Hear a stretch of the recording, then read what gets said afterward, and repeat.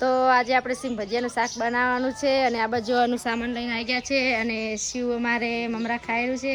લઈને આવ્યાનું સામાન ડુંગળી, ટામેટા, કોથમીર રેડી. આ બાજુ મારા સિસ્ટર લોટ બાંધેલા છે અને આ બાજુ મમ્મી પપ્પાને ખાવા માટે કેરીની ચટણી બનાવેલી છે અને આ બાજુમાં જયેશભાઈ ફોન જોયેલા છે અને પપ્પા ફોનમાં વાતો કરેલા છે. અને આ બાજુ જુઓ તમે શું છે ને મમરા આલ્યા હતા રકબીમ, તો એને આ રકબી ભોય આમ ઉલટી નાખી છે અને મમરા ભોય નીચે પાડ્યા છે અને પછી એક એક વીણીને ખાય છે અને રકબી નાખે છે. જો ભોય નાખે છે અને રેતવાળા ખાય છે. લે લે મમરા ખા.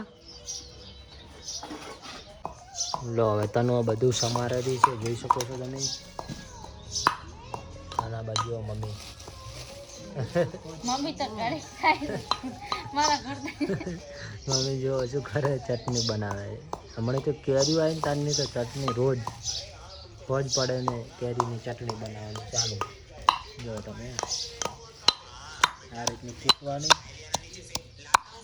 આ ગટલા કાઢી નાખ્યા છે, કૂટી પછી કપડું આવે નથી.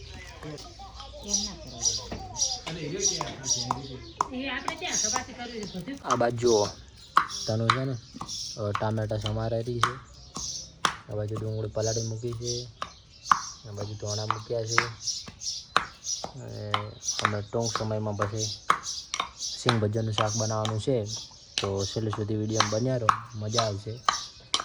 અને આ બાજુ જો ટમેટો ખાય છે હિમાંશુ.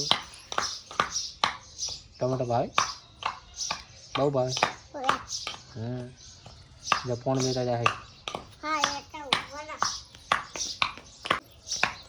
જો હિમાંશુ પોણી ભરીને આવી. હા જો થોડું પી લઈએ આપણે. તનતા પીવું? તાપ લાગતો કુલર પંખો કરી દો ચાલુ.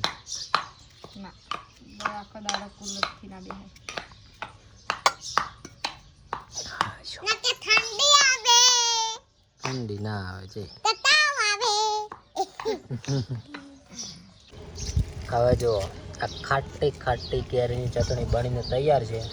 મમ્મી આમાં લગભગ 15 થી 20 મિનિટ બગાડી ચટણી બનાવવામાં. પોટલા બધા મમ્મી ખાટી છે કે હારી છે? ખાટી નહીં, ખાટી નહીં, ખાટું પોણી કાઢી નાખેલું છે ને આ ચટણી છે કેરીની. કોઈ કે ચટણી છે એમ લુખી ના ખાવાની હો. અને આ બાજુ તનું જો બધું સંભાળી લીધું છે અને બસ હવે તૈયારી છે સિંગ ભજીયાનું શાક બનાવવાની. તો ડુંગળીને આપણે તેલમાં શેકવા માટે નાખી દીધી છે. જો તમે એકદમ બ્રાઉન થાય ને તો સુધી શેકવાની. તો ડુંગળી આપણી જો માપની બ્રાઉન થવા લાગી છે.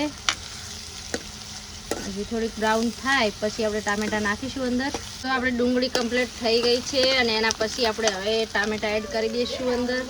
આવા ઝીણા સમારી દેવાના અને આ રીતના અંદર એડ કરી દેવાના છે. તો ટામેટા આપણે અંદર એડ કરી દીધા છે.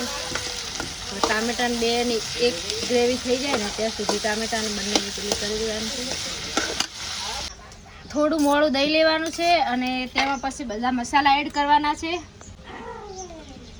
1 ચમચી જેટલી હળદર એડ કરવાની છે. મરચું તમે તમારી રીતે, તમને તીખું ભાવતું હોય તો તીખું વધારે નાખી કરો છો અને મોળું ભાવતું હોય તો માપનું નાખી શકો છો. ધાણા જીરું પાવડર નાખવાનું છે.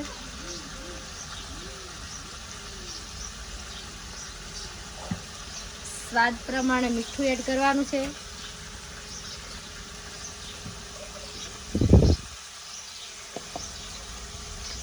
એક ચમચી જેટલો ગરમ મસાલો એડ કરવાનો છે.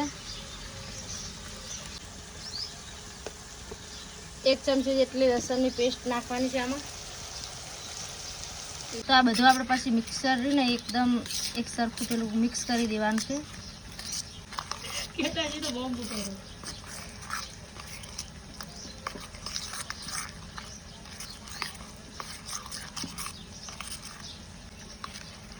મિક્સર બસ આ ટાઈપનું થઈ જાય એટલે પછી આપણે ડુંગળીને ટામેટા મિક્સ કરી દેવાનું છે.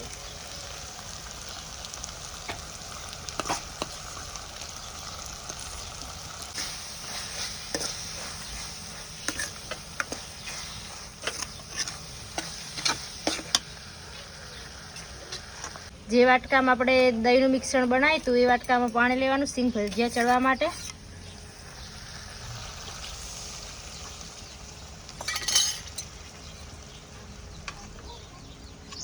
પછી આ રીતના બધું મિક્સ લાવી દેવાનું.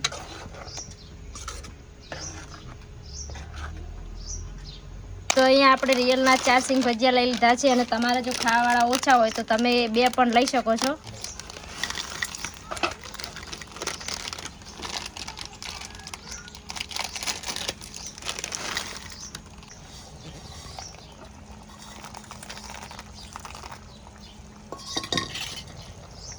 હવે 5 મિનિટ આ સળે ને ત્યાં સુધી આ બધું એક મિશ્રણ થઈ જવું જોઈએ ત્યાં સુધી ચડવા દેવાનું. તો આપણે શાક હવે બનીને તૈયાર છે અને આપણે ઉપરથી ધાણા નાખી દઈશું. આપણું સિંગ ભજીયાનું શાક બનીને તૈયાર છે.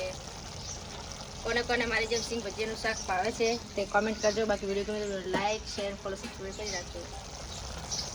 તો સિંગ ભજીયાનું શાક બની ગયું છે ને અનુ ને અમારા જયેશભાઈ બે ખાઈ રહ્યા છે. કેવું બન્યું એનું શાક? એક નંબર હો, એક નંબર. જા ચો બન્યું એક નંબર. પહેલી વાર ખાધું ને? કેવું છે? આપણે 2-3 વખત ખાધું, મસ્ત હતું.